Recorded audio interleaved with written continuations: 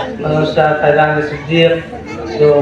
مسجد صدیق میں راجنی پورہ میں چل رہا ہے، اس کی تمام محنتیں اور کاوشیں اور طلبہ کی جو بھی تیاریاں تھیں وہ دیکھ رہے تھے۔ آپ حضرات نے بھی بخوبی مشاہدہ کیا کہ ہمارے سامنے مکتب کے جو فائدے ہیں وہ کیسے ہمارے سامنے آئے۔ حضرت مولانا علی میاں رحمۃ اللہ علیہ بارہا یہ بات فرماتے تھے، یہ جو مکتب ہیں، یہ مکاتب ہیں یا مدارس ہیں، یہ دین کے قلعے ہیں۔ اور خاص طور سے حضرت مولانا رحمۃ اللہ علیہ کا اس پر بہت زیادہ توجہ تھی کہ آدمی جو ہے مدارس، بڑے مدارس قائم کرنے چاہیے، اسی وقت کی ضرورت ہے، اور وہاں پر جو ہے بڑے علوم و معارف سکھائے جاتے ہیں۔ لیکن اس سے کہیں زیادہ آج خاص طور سے ہندوستان کے ملک میں اگر چیز کی ضرورت ہے وہ مکاتب ہے۔ مکاتب کا قیام محلے در محلے ہونا چاہیے، کیونکہ مکاتب کا فائدے ابھی ہم نے اپنی آنکھوں سے دیکھے کہ بہت سی ایسی چیزیں جو ظاہر بات ہے ہم بڑے ہو جاتے ہیں، بلوغ کی عمر کو پہنچ کر اور قریب ہوتا ہے کہ ہم دنیا سے رخصت ہونے والے ہوں، اور ہمیں بہت سی اہم باتیں جو ہمیں معلوم ہونی چاہیے، جو فرائض سے سنن واجبات سے وہ ہم کو معلوم نہیں ہو پاتے، اور ہم دنیا میں ایسے ہی زندگی گزار کر کہ ہمارا نام جو ہے مسلمان ہوتا ہے، لیکن ہمارا کام مسلمانوں والا نہیں ہوتا، ہمارا کوئی عمل بھی مسلمانوں والا نہیں ہوتا۔ وجہ اس کی ہے کہ ہم نے پر عام کی زندگی گزاری، نام ہم نے مسلمان رکھ لیا، لیکن ہم نے اپنے ایمان بنانے کی فکر نہیں کی، اور پھر ہم دنیا سے رخصت ہو جاتے ہیں۔ تو ظاہر بات ہے دنیا میں آنے کا مقصد خاص طور سے اللہ رب العزت نے قرآن مجید میں جو ارشاد فرمایا کہ وما خلقت الجن والانس الا لیعبدون، کہ ہم نے انسانوں کو اور جناتوں کو اپنی بندگی کے لیے دنیا میں بھیجا ہے۔ دنیا میں آنے کا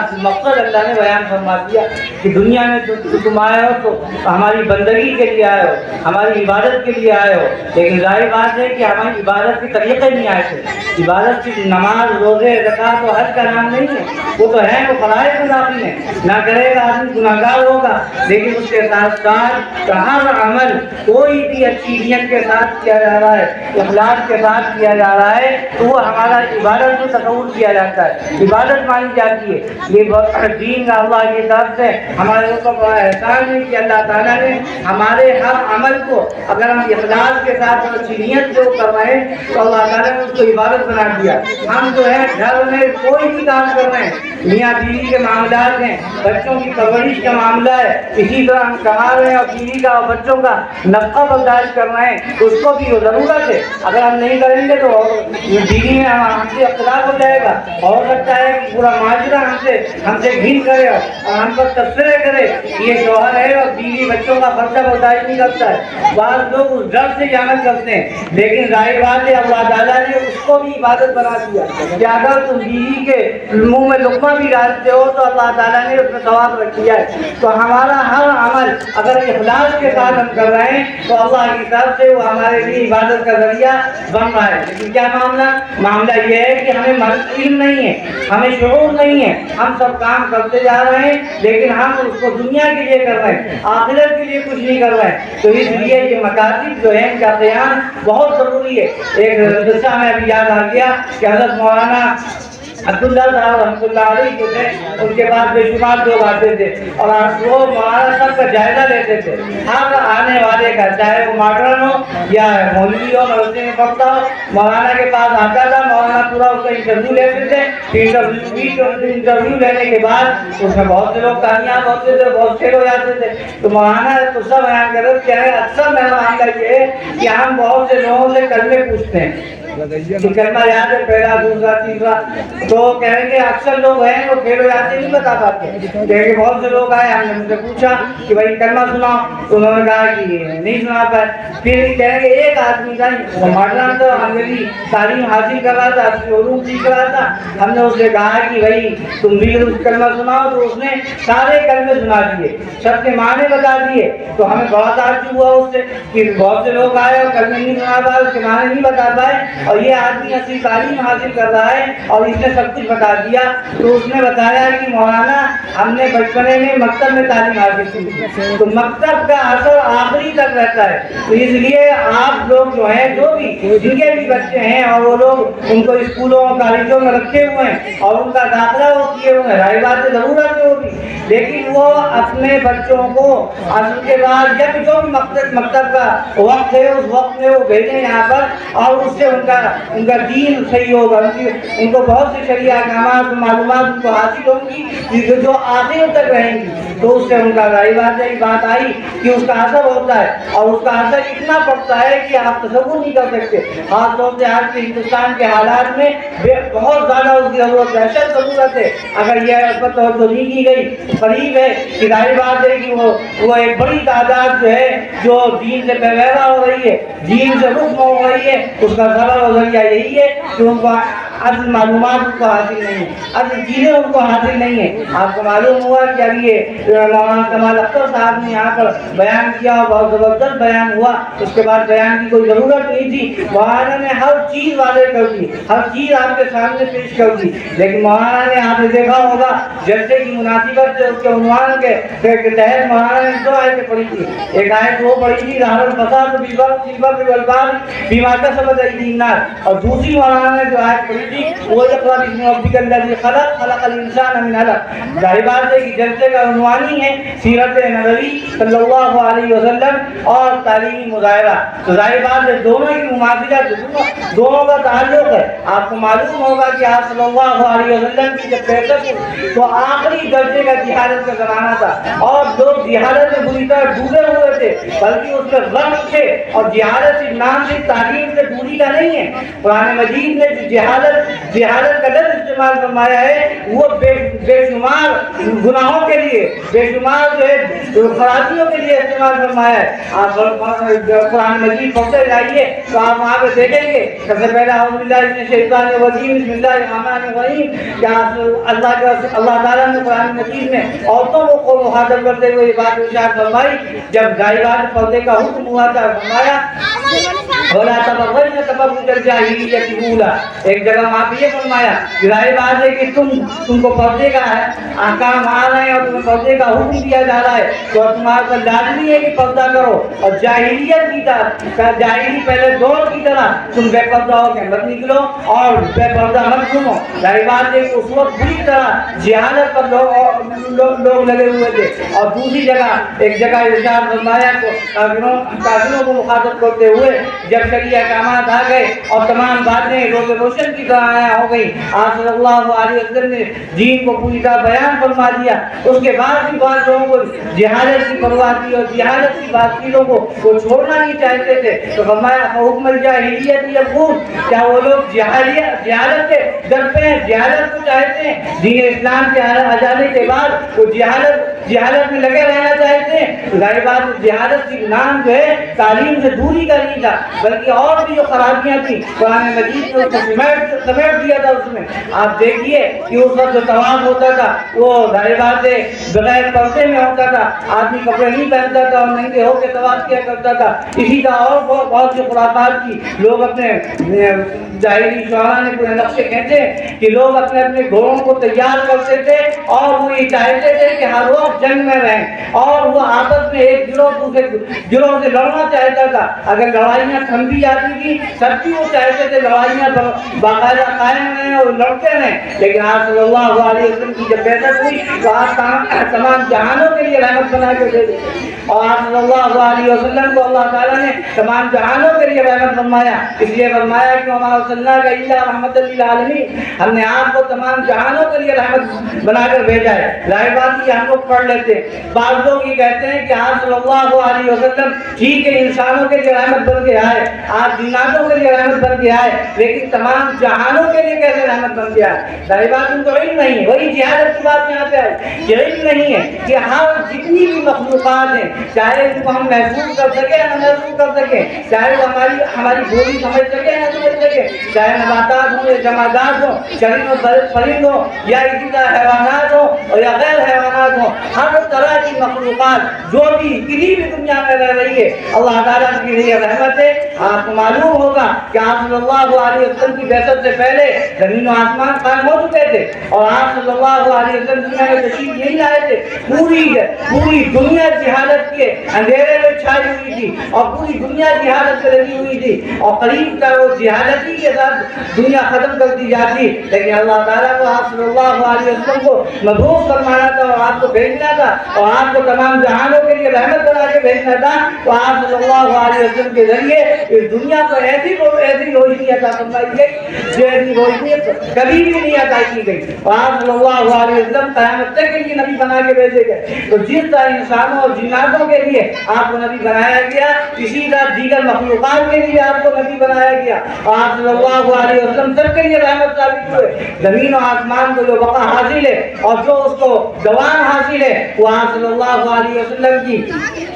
آپ کی بحثت کی وجہ سے، آج کی دنیا میں تشریف لانے کی وجہ سے، اس لیے ظاہر بات سمجھنا چاہیے۔ آپ کو معلوم ہوگا کہ آپ صلی اللہ علیہ وسلم، یہ وجہ اس کی یہی ہے کہ ہر آدمی محسوس کرتا تھا آپ صلی اللہ علیہ وسلم کی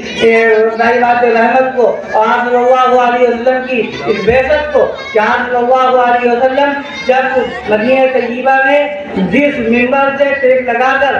آپ جو ہے خطبہ دیتے تھے، تو وہ جواب میں یہ ہوا کہ خطبہ دینا اسے چھوڑ دیا، وہ منبر جو تھا وہ وہاں سے ہٹ گیا، تو وہ باقاعدہ رونے لگا۔ آپ صلی اللہ علیہ وسلم نے اس کو رونے کی آواز سنی تو کیوں رویا؟ ظاہر بات ہے کہ آپ کی رحمت اور آپ کی شفقت کو محسوس ہوئی۔ اسی طرح اور بھی بہت سی مثالیں دنیا میں موجود ہیں، اس سے معلوم ہوتا ہے کہ آپ صلی اللہ علیہ وسلم دنیا میں جو بھیجے گئے تھے وہ رحمت بنا کر تمام لوگوں کے لیے بھیجے گئے تھے، تمام غیر مسلموں کے لیے رحمت ہے۔ اس کے بعد معلوم ہونی چاہیے کہ اگر یہ دنیا میں حدیث میں آتا ہے کہ دنیا میں قیامت اسی وقت آئے گی جب دنیا میں ایک بھی اللہ کا نام لینے والا دنیا میں نہیں بچے گا، تو دنیا میں جب تک اللہ کا نام لینے والا موجود ہے اور اللہ کا نام لیا جا رہا ہے، اللہ کا ذکر کیا جا رہا ہے، تو ظاہر بات ہے دنیا کو دوام حاصل ہے۔ آج دنیا پوری کوشش کر رہی ہے، ہر شخص یہ کوشش کر رہا ہے کہ دنیا کو کس طرح دوام حاصل ہو جائے اور کس طرح جو ہے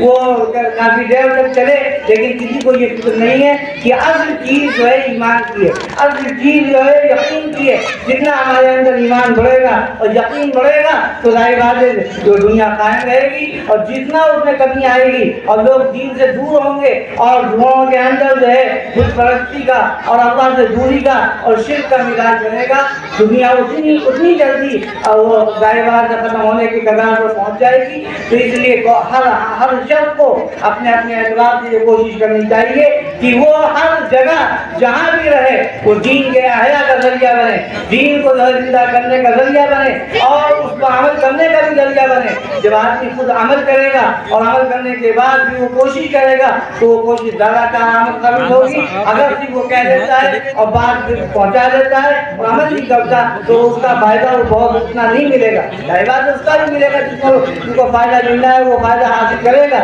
لیکن ظاہر بات ہے اس کا فائدہ زیادہ ملتا ہے کہ اگر کوئی شخص پہلے عمل کر رہا ہے پھر وہ عمل کی بات کرتا ہے اور لوگوں کو سمجھاتا ہے۔ تو اس لیے ہر شخص ذمہ دار ہے، فی نفسی وہ ذمہ دار ہے کہ وہ اپنی بھی جو ہے زندگی بہتر بنائے، اپنے کو بھی صحیح راستے پر جائے اور اپنے بچوں کی صحیح تعلیم کی فکر کرے۔ ایک بچے کو مدرسے میں ڈالے، ایک بچے کو مکتب میں ڈالے، اس پر نگاہ رکھے، ایک اس کے عمل پر نگاہ رکھے، وہ کہاں جا رہا ہے کیا کر رہا ہے، اپنی بچیوں پر بھی نگاہ رکھے۔ اور بے شمار کی باتیں سامنے آ رہی ہیں کہ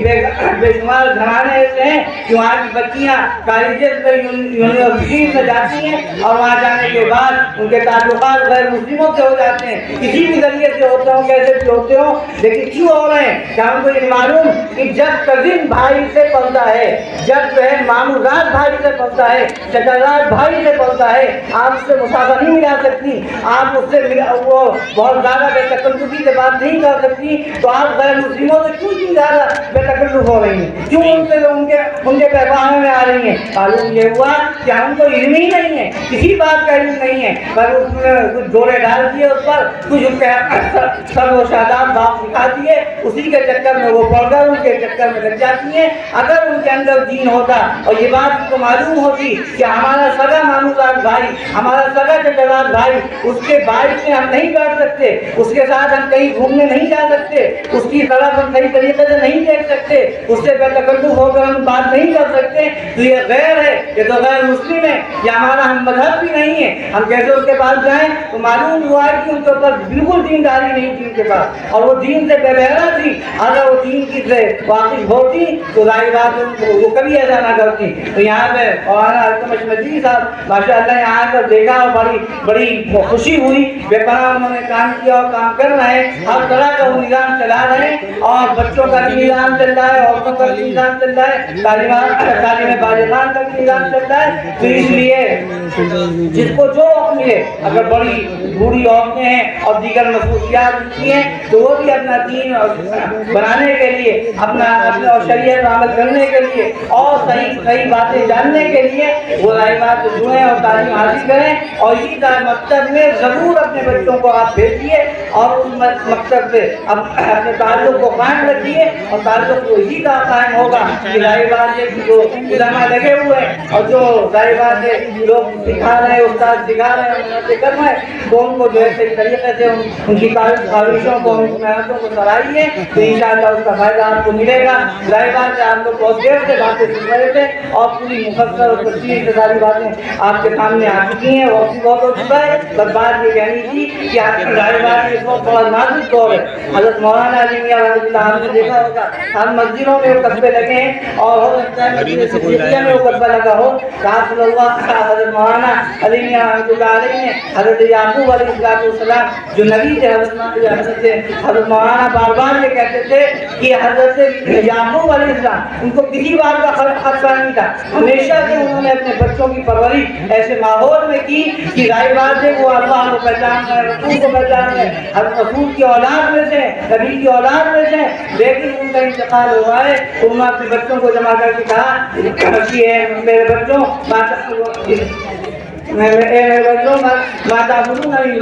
تم میرے بعد کس کی عبادت کرو گے، میرے بعد کس کی بندگی کرو گے؟ ظاہر بات ہے کہ سب بچوں نے کہا کہ اے والد ماجد آپ کو معلوم ہے کہ ہم اللہ کی عبادت بندگی کرتے آئے، آپ کے بعد سے اللہ ہی کی عبادت بندگی کریں گے۔ یہ بات سن کر دنیا سے رخصت ہوئے۔ تو ہر شخص کی یہ ذمہ داری ہے، ہر شخص اللہ کے یہاں مسئول ہوگا اور اسے سوال کیا جائے گا تم اپنی اولاد کو کس ڈھرے پہ چھوڑ کے آئے تھے، کس طریقے اور کس راستے پر چھوڑ کے آئے تھے؟ یہ آتا ہے کہ اگر غلط راستے پر چھوڑا اور اس کی صحیح تربیت نہیں کی اور فکر نہیں کی، والدین ہونے کے باوجود، سرپرست ہونے کے باوجود آخرت میں وہی اس کے لیے ہمارے جان میں اللہ سے کہے گا کہ آپ اس کو ڈبل عذاب دیجیے کیونکہ انہوں نے ہم کو گمراہ کیا اور انہوں نے کبھی ہم کو صحیح رخ نہیں بتایا، صحیح ڈھرے پر اور صحیح راستے پر نہیں ڈالا، تو ظاہر بات وہاں پہ بھی ہم کو گھاٹا اٹھانے پڑے گا، اور دنیا میں تو ظاہر بات ہے جب وہ غلط راستے پر رہے گا تو وہ ہمارے لیے صدقہ جاریہ نہیں بن سکتا۔ صدقہ جاریہ وہی شخص بنے گا جو صحیح راستے پر رہے۔ اگر اولاد ہے اور صحیح راستے پر نہیں ہے تو وہ والدین کے لیے یا سرپرستان کے لیے وہ صدقہ جاریہ نہیں بن سکتی۔ تو اس لیے اپنے قبر کے انتظام کے لیے، آخرت کے انتظام کے لیے بھی اپنے بچوں کو آپ کہیں بھی تعلیم دیں، منع نہیں ہے کہ آپ اصلی تعلیم نہیں دے سکتا، لیکن اصلی تعلیم کے ساتھ ساتھ دینی تعلیم کا پورا انتظام کرنا چاہیے تاکہ یہی بچے آخرت میں ہمارے لیے روئی کا ذریعہ اور سبب بنے۔ بات بہت ہو گئی، اسی بات شروع کرتے ہیں۔ اللہ تعالیٰ کہنے سنت دلان عمل کی توفیق عطا فرمائے۔ وآخر دعوانا الحمد للہ رب العالمین۔ ویڈیو اگر اچھی لگی ہو تو لائک کریں، شیئر کریں اور چینل کو سبسکرائب کرنا نہ بھولیں، اور ساتھ ہی ساتھ بیل آئیکن کو پریس کریں تاکہ نئی ویڈیو کی نوٹیفیکیشن آپ کو ملتی رہے۔